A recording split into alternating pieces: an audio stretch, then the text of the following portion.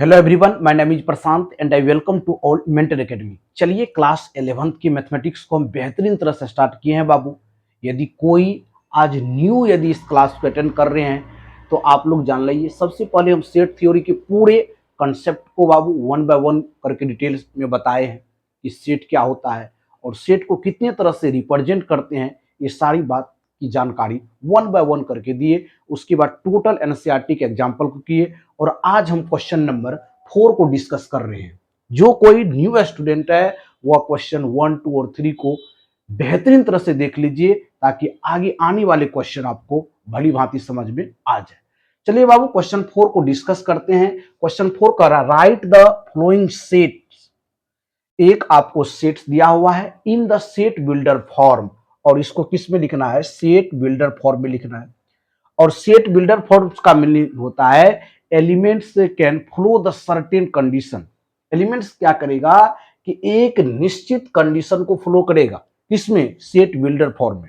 फिर से समझ लीजिए, elements can flow certain condition, यानी एलिमेंट्स यहां क्या करेगा? एक निश्चित कंडीशन को फ्लो करेगा। समझ गए ना? यदि हम ये किस रूप में लिखा हुआ बाबू? रोस्टर रूप में लिखा हुआ है। यदि इसको हम किस रूप में लिखेंगे? सेट बिल्डर फॉर्म में लिखेंगे तो ये एलिमेंट किस प्रॉपर्टीज को फ्लो कर रहा है उसको हमको राइट डाउन करना है। चलिए यहां पर देख लीजिए 3, 6, 9 और 12 है। यहां देखने से क्या आपको आइडिया लगता है बाबू? देखिए ध्यान से, 3 है और 3 में यदि 1 से मल्टीप्लाई करेंगे तो 3 होगा। यदि 3 में 2 से मल्टीप्लाई करेंगे तो 6 होगा। यदि 3 है 3 से मल्टीप्लाई करेंगे तो 9 होगा। 3 है और 4 से मल्टीप्लाई करेंगे तो 12 हो जाएगा। ये देखिए एक साइड जो है पूरा कांस्टेंट वैल्यू है, 3 3 है, लेकिन यहां पर नंबर जो है बाबू चेंज होते गया, 1 2 3 4 होते गए। यहां से पता चल गया एक देखिए सर्टेन रूल को फ्लो कर रहा है। 3 गुना एन, एन का वैल्यू 1 रखेंगे तो 3 होगा, 2 रखेंगे 6 होगा, 3 होगा रखेंगे तो 9 होगा, 4 रखेंगे तो 12 होगा। तो यहां से एक प्रॉपर्टीज को फ्लो कर लिया। इसको लिखेंगे x such that x equal to 3n, जहां n belongs to capital and n less than, n less than कितना हो जाएगा? 5 हो जाएगा। n का मान कहां तक लेंगे बाबू? हम लोग 5 तक लेंगे। ये पहला क्वेश्चन का क्या हो गया? सेट बिल्डर फॉर्म हो गया। पहला क्वेश्चन आपका कंप्लीट रूप से बन गया। चलिए सेकेंड क्वेश्चन पर फोकस करते हैं बाबू। सेकेंड क्वेश्चन है 2, 4, 8, 16 और 32 है। इसमें भी देखिए बाबू, यदि 2 पर पावर 1 करते हैं तो ये 2 हो गया, 2 पर पावर 2 करते हैं तो ये 4 हो गया, 2 पर पावर 3 करते हैं तो ये 8 हो गया, 2 पर पावर 4 करते हैं तो ये 16 हो गया, 2 पर पावर 5 करते हैं तो ये कितना? 32 हो गया। नहीं, ये कंप्लीट रूप से आप विजुअल कर रहे होंगे। तो यहां पर देखिए 2 पर पावर 1 कहे तो कितना हो गया? 2। एक कंडीशन को फ्लो किया है, सब जगह 2 है और ये 2 पर पावर n कर दे। तो एक ये रूल को फ्लो कर रहा है कि 2 पर पावर n होना चाहिए। कहां तक n का वैल्यू होगा? लेस देन 6 होगा। तो लिखने का तरीका क्या होगा सेट बिल्डर फॉर्म में? x such that x equal to 2 पर पावर n और n belongs to natural number and लिख सकते हैं n लेस देन कितना? देखिए 5 तक ही हम वैल्यू ले सकते हैं तो यहां लेस देन 6 लिखेंगे। ये आपका राइट आंसर हो गया। चलिए नेक्स्ट क्वेश्चन की ओर मूव करते हैं। तीसरा क्वेश्चन देखिए आपके स्क्रीन पर, ये रहा तीसरा क्वेश्चन है 5, 25, 125, 625। अब इसमें देखिए क्या कंडीशन फ्लो कर रहा है। यदि 5 पर पावर 1 कर लेंगे बाबू तो 5 होगा, यदि 5 पर पावर 2 कर लेंगे तो कितना होगा? 25। यदि 5 पर पावर 3 कर लेंगे तो 125, यदि 5 पर पावर 4 कर लेंगे तो 625 हो जाएगा। ये भी एक सर्टेन कंडीशन को फ्लो कर रहा है। तो यहां से 5 पर पावर कितना हो जाएगा? n लिख सकते हैं। तो इसको सेट बिल्डर फॉर्म में कहां तक लिखेंगे बाबू? ये देख लीजिए, x सच दैट x बराबर 5 पर power n, n belongs to n and कहां तक लिखेंगे बाबू? 4 पावर तक किए थे नहीं, तो n का वैल्यू कितना हो जाएगा? लेस देन 5 हो जाएगा। ये इस सवाल का जो है सेट बिल्डर फॉर्म हो जाएगा।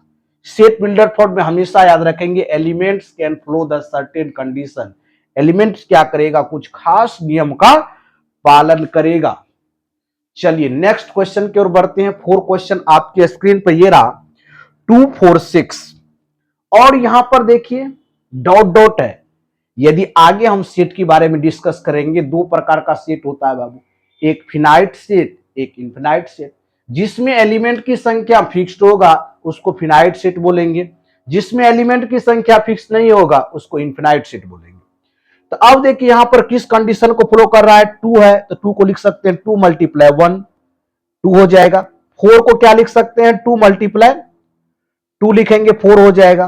फिर 6 को क्या लिखेंगे, 2 मल्टीप्लाई 3 यानी कितना हो जाएगा बाबू, ये हो जाएगा 6 हो जाएगा। ये भी एक कंडीशन को फॉलो कर लिया, 2 गुना n, 2 गुना n। या दूसरे तरह से भी लिख सकते हैं, ये जो है बाबू x such that x is and natural even number हो गया।